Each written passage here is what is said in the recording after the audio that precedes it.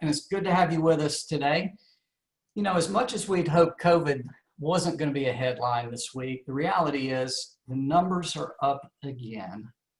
COVID, as you've heard, is all the talk on the national stage, and we have some news, some very timely news to share with you on the testing front. There's a lot in that I just said, and Dr. Dale Owen, our CEO, is going to walk us through what we need to know, as he always does. Now, you see a second topic here on the agenda, and we had originally planned to cover both COVID and our second topic, but I think we're going to have to punt. I think we're going to have to push topic number 2 to next week because of the time and the extent of what Dr. Owen wants to cover. So there have been a few pivot points in the last 7 months where we knew something was happening. Mid-March, the obvious one. Mid-July, which we now know what took place there. And so the question is, are we in another one of those moments right now? Let me remind everybody, join us with questions in the chat. Do a *6 if you want to come on with a question from your phone. And with that, I will turn it over to Dr. Owen. Good afternoon, everyone. First thing I want to make sure that we're on board about is that I really want this to be interactive. There's some information here we want to share and talk about and such, and let's try not to have it just one direction. So I look forward to people. Feel free to interrupt me and ask questions along the way. It doesn't bother me a bit. And if you've got a question and you're thinking of it, I'm sure somebody else is thinking the same thing, feel free to jump in. So with that, I think it's really important to understand, as I think all of us do, that we've been through a phase 1. And the question has always been, when are we going to get our next outbreaks? And we've seen them when we released lowered some of our threshold and lowered our guard a little bit in May. We saw it again significantly in July, as you can see. We saw it a little bit again with the first back to school. We saw it a very, very small blip around Labor Day. And the thing I was been concerned about is whether or not we're going to get a second wave, and will the opening of the later schools in the end of September start to drive a new surge. And quite frankly, what we're seeing right now in the state of North Carolina is mirroring exactly what we're seeing across the nation, which is significant amount of increase in cases. Testing is going up significantly, but why would testing be going up much faster than our actual positive cases? Well, that's actually fairly straightforward, because right now we're also right in the middle of the regular viral syndromes that we usually get, the cold viruses, the GI viruses, and so forth, that people call different types of, quote, flu, that are really just other viruses. And because COVID is here, we're all thinking that it might be COVID. So we start testing for these routine viruses that are causing illness, on top of the fact that we're probably also getting a surge of COVID at the same time. So testing is going to be, I think, enormously done across the country, especially locally. And wouldn't surprise me a bit if we see the this type of surge and all these other viruses cause a problem with being able to get our turnaround times staying at 1 to 2 to 3 days, because the supply of reagents and testing materials is going to get overwhelmed by the number of cases and concern and the demand that's out there. It's a classic supply and demand problem. A lot more demand for testing is going to happen, and we're going to be challenged with the supply again. I'm expecting to see, as a result, a lot of the larger labs have trouble taking care of this type of volume, and we'll see it again as it happened in July, after the 4th, that we may see testing times get out to 2 to 4 days, and then 7, and then as long as 10 to 14 days. Hopefully not, but I'm expecting that to be an issue. We're still going to maintain a 1-day turnaround time for our nasopharyngeal swab. We can still do 1-day turnaround, sometimes same-day turnaround for the saliva test. We'll talk about another test that we're going to have available here in just a moment. But I think it's pretty clear here with this graph that we're starting to see another surge. What is the surge from? Is it from opening the schools, the second wave of school openings in colleges, universities, and boarding schools, and so forth? Or is this really the dreaded second wave? In 1918, they had a significant second wave that was significantly larger than the first wave. And why would that be? Well, probably because of World War I and the doughboys and close proximity of all the GIs and so forth. But also we tend to see certain viruses have a significant ascent in not necessarily mutations, but just overall numbers and infectivity. It could be also that we start going indoors more and are more likely to spread it that way. But we anticipate seeing a second wave, and this might be the beginning of that second wave, if not related to the schools. So the New York Times, as well as other sources, North Carolina Department of Health and Human Services, essentially have mirror images of what they've seen in North Carolina. We are now number 6 in the nation in total cases. Arizona was actually ahead of us by 50,000 a month and a half ago, and we have surged and caught them. They were the fastest growing number of cases in the nation at one point about 2.5 months ago, and they've slowed down significantly. And now we're starting to increase. We're number 6 or 7 in the United States now, to the point that the top 5 are usually, states are usually advertised throughout the country as places not to go. We're right on that cusp now. So next slide. So as we've talked about in the past, we usually see hospitalizations fall in line about 7 to 10 days after we see the surge of increased cases. And if you look here, about 7/4, with the July 4th holiday, we started to have a surge in the hospitalizations about 2 to 3 weeks after we had the holiday. So about 1 to 2 weeks, we'll see the surge of cases. In 2 to 3 weeks, we'll see the surge of hospitalizations. And then 3 to 4 weeks, we'll start to see the surge of deaths in the state and in the nation. And we're starting to see that play out. You see the small blip in hospitalizations that's starting to occur. I don't think that we're in any position at this point where we're going to overwhelm the hospitals at this time. But that's yet to be determined, because we really need to see what this second wave is going to look like, if indeed that's what we're starting to experience. Next slide.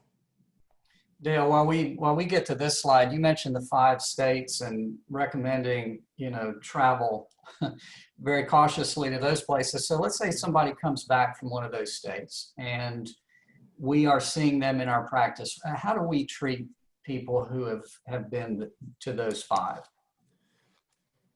So it varies somewhat in regards to testing people and making sure that their potential exposure doesn't bring more disease into the state of North Carolina. Actually, quite frankly, vice versa, how other states handle it. It's a little bit different to each place, and also with each employer. If somebody's willing to stay at home for 7 to 10 days themselves and have no further interaction, that kind of quarantining can probably take care of it. But if not, then we probably need to wait at least 5 to 7 days before we should test those folks. Testing them too early, obviously, you get the potential for false negatives because you've tested them before, they've had a chance to become symptomatic and have more of the virus that they're shedding. But that's generally what we'll do. If they become symptomatic, then we usually wait till the 3rd day of symptoms before we test them, because that's when they're likely to be shedding the most virus and get the most reliable test positivity rate.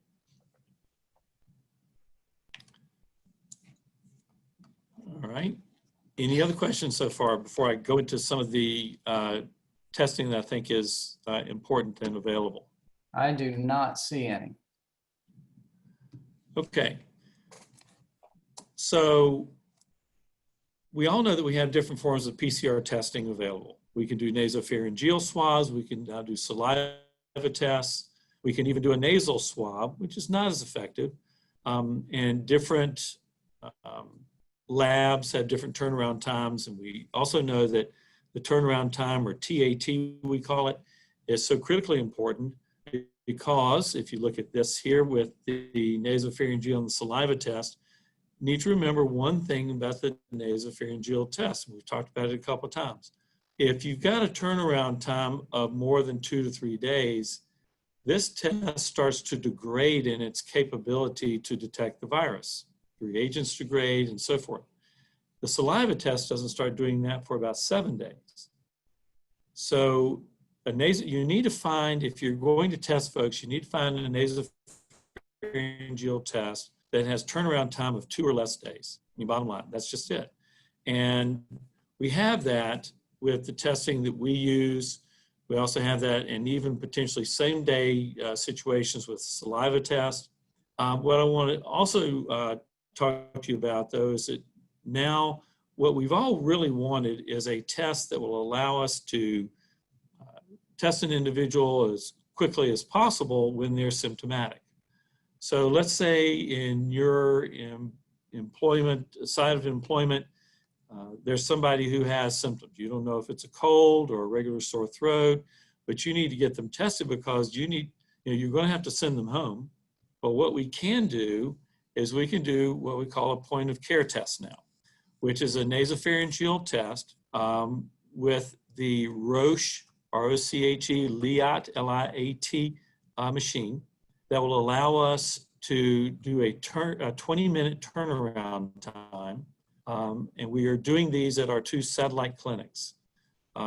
Critically important situation and capability. It's been a long time coming. Not that there weren't rapid tests available, but rapid tests with high sensitivity and reliability has been the issue. And there's always been the question of whether or not their reagents or their nasal swabs or something of that nature could become problematic if overwhelmed by demand. So the test we're going to be doing does have a 20-minute turnaround time. We want to use it primarily for symptomatic folks so that we can tell pretty quickly whether or not that individual has a high likelihood of having COVID if they're positive, obviously. And if they're negative, but we still are concerned about them, we can even retest them in 2 days and get the same turnaround time quickly and be able to tell if we missed them on the front end. It's got about a 95% sensitivity rate. Pretty darn high.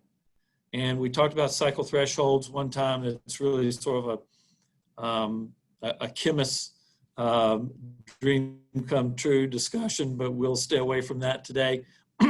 But it's in the perfect cycle threshold time of about 35. And that's what we're looking for. Some of the other tests are 40 or higher, and they tend to find a lot of the people who have dead virus in their nasopharynx and they've already recovered from the disease and so forth. So those people are not really contagious. A cycle threshold of about 35 really finds the people who are shedding enough virus and are contagious. And the corresponding culture of the virus for the virus was also positive simultaneously.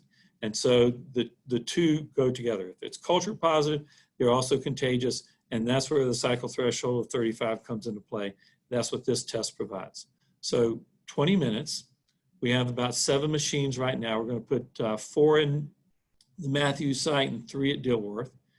And if we need more, we'll move more from our current other sites. But here's the kicker. It's also going to help us determine and test for influenza A and B simultaneously. So you're going to get a 3-for-1. You're going to get to know if this is COVID or influenza A or influenza B. And then somebody might say, well, what about mutations? Is that going to be an issue? According to the scientific data, mutations should not be an issue and have not been an issue regarding this particular test and being able to detect the mutant strains of COVID-19. And the likelihood of missing a co-infection of influenza A or B with COVID is incredibly low. It would also depend on the amount of influenza A that's in the public. If it's a high amount of influenza A, there's still like 2% risk of missing a co-infection. If there's a medium or low incidence of influenza A in the public, the likelihood of missing a co-infection with this test is next to 0%. So we do have to worry about one thing though, and that is that we could potentially have problems with supply of reagents. We're going to have about 340 of these tests available per week. And if that gets outstripped based on the national and local capabilities and concerns, we'll certainly realize that, but we'll certainly have the ability to do the other tests, including the saliva and the other nasopharyngeal tests, and still have great turnaround times for you. But this is another arrow in the quiver of being able to attack this virus and be able to get an answer quickly about somebody who might be symptomatic. I think it can also be used in folks who are going out of town and they need a negative test to say enter the state of Maine or wherever they're headed. I have some people who are flying to Thailand and they need a negative test, and they show up one day ahead of the time they're supposed to leave, and so that doesn't help much. But in this type of test, this point of care test, we can give them that with some decent assurity that they don't have COVID-19. Any questions about that so far?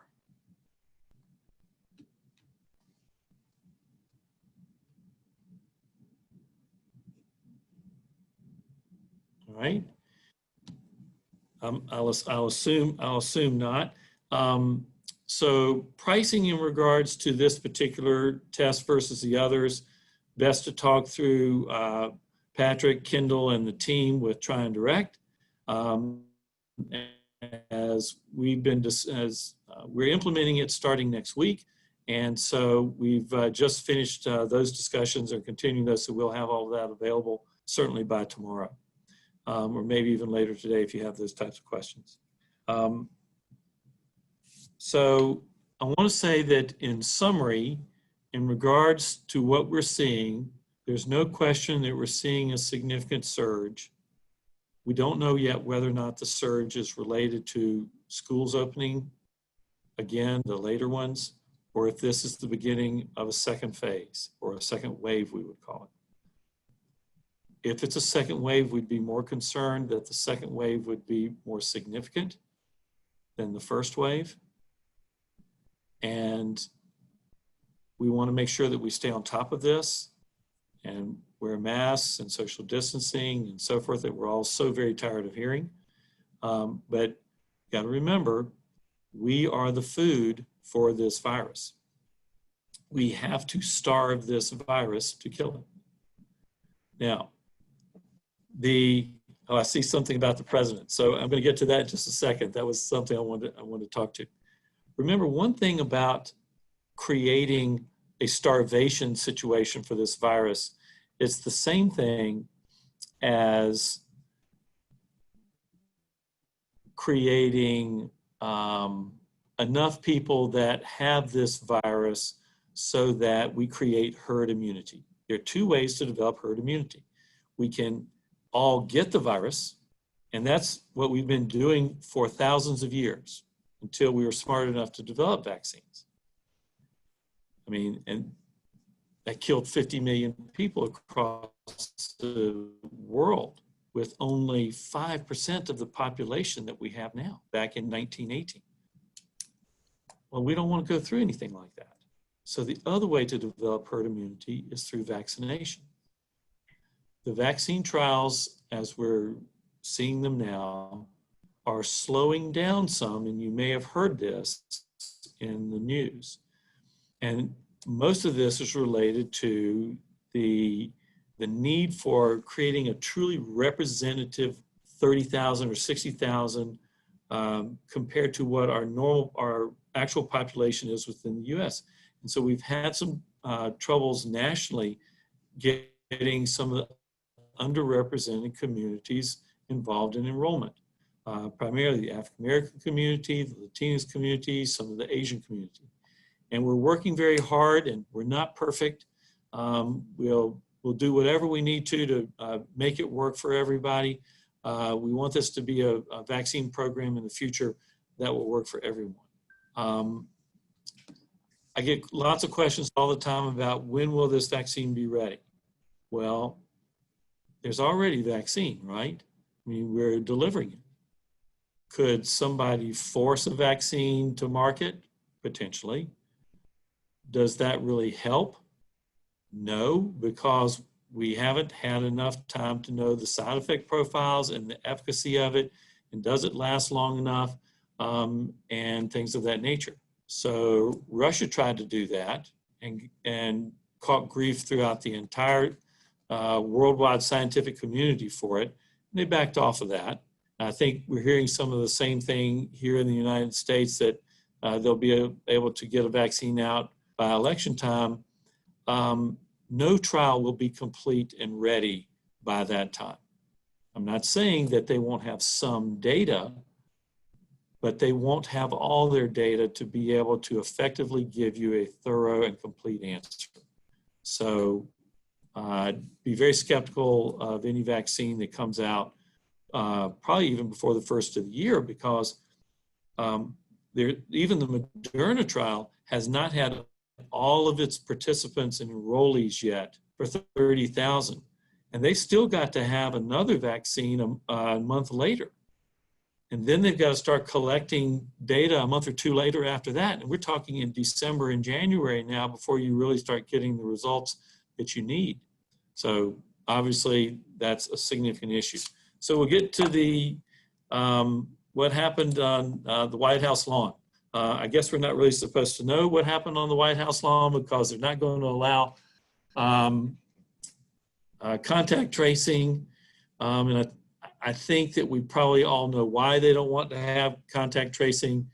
And we all know that the president had the penultimate therapy delivered. First, with a minor decrease in oxygen level down to 94%. He was put on oxygen, okay? Secondly, he was helivaced to a hospital. Thirdly, he was given antibodies from people who had had this before, convalescent serum, we call it, that has antibodies, IgG, IgM antibodies, that can be given to try and fight this virus. So he was given that. That's thousands upon thousands of dollars per dosage. Okay. Experimental, not proven yet. All studies aren't in on that either. And then he was given remdesivir. And he was given it earlier than all the studies would recommend at this time. He was given it much earlier. What we see frequently is that remdesivir will decrease the hospitalization time from about 14 down to 10 days. There's some really good studies ongoing. One of them is in North Carolina, north of here. We look forward to hearing some great results. Question posed is the cocktail the president received? Oh, and I forgot. He did also get dexamethasone, which is a type of steroid. Remember how I said at first that a lot of the steroids didn't work? Well, that's true of some of the more widely potent steroids. But the dexamethasone, which is frequently used in joint injections and things like that for inflammation, has also decreased the severity of the illnesses. So now let's get to that first question. Is the cocktail the president received, will it become available to the public soon? And the answer is no, it won't be, because they're all still experimental. He was given the treatment that is generally used for people at very advanced cases, and his was not. And it was an incredibly expensive cocktail that he was given. And we don't even have all the data on all of those things yet. Now, could the government provide that and decide that it's going to pay for all of it? Certainly it could. And if it did that, then it could potentially push that capability to the entire public. But that won't come from regular insurance companies. It'll have to come through a government mandate to do that. So why didn't Trump demand to take hydroxychloroquine? I don't know if that's a setup question or what, but it's not been demonstrated to be effective yet. There are still studies ongoing, and although the most recent data is not very rosy about hydroxychloroquine, I wouldn't really rule out much of anything yet, because we are learning so much about this virus. And what if we get a mutation and suddenly hydroxychloroquine or something else works better or worse? You know, I just think that we have to do all the right things to starve this virus, wear the mask, socially distance. It's a pain, we all hate it. But until we get our data and our science up to speed on this virus, we're just going to be guessing. And so here's the other question. Could it be causing more erratic behavior beyond his normal erratic behavior by getting the drug cocktail? The convalescent serum with antibodies should not generally cause erratic behavior. Hydroxychloroquine generally doesn't cause erratic behavior. But how many of you have ever received a steroid injection? Okay, I have. I had it one time for poison ivy, and I couldn't sleep for 2 days. It was really significant. And I remember it made me so incredibly hungry. And some people, it acts like a terrible diuretic. But in most people, though, it helps to decrease inflammation. But there is something known as steroid psychosis. And we've certainly seen that many times. I remember the first time I saw it in the psychiatry ward in somebody who was started on high-dose prednisone for a very bad lung infection and asthma. And they went up in the psych ward, brought in by police because they were so combative and everything. And it was all because they were given prednisone. So could that cocktail have affected him psychologically? And the answer is without question. It certainly could have. But low oxygen levels can also do that. So we don't know yet. And I don't know of any major central nervous system disease from this virus yet in creating that type of erratic behavior. But I've given you the best answer I can. It's most likely going to be the steroid cocktail with dexamethasone. Dr. Owen, we've got one more minute, and I sense people did have some things on their mind with this topic. So if we want to pause here and see if anybody wants to type a last minute question, I'm sure Dr. Owen will field it, and then we'll let him make closing comments.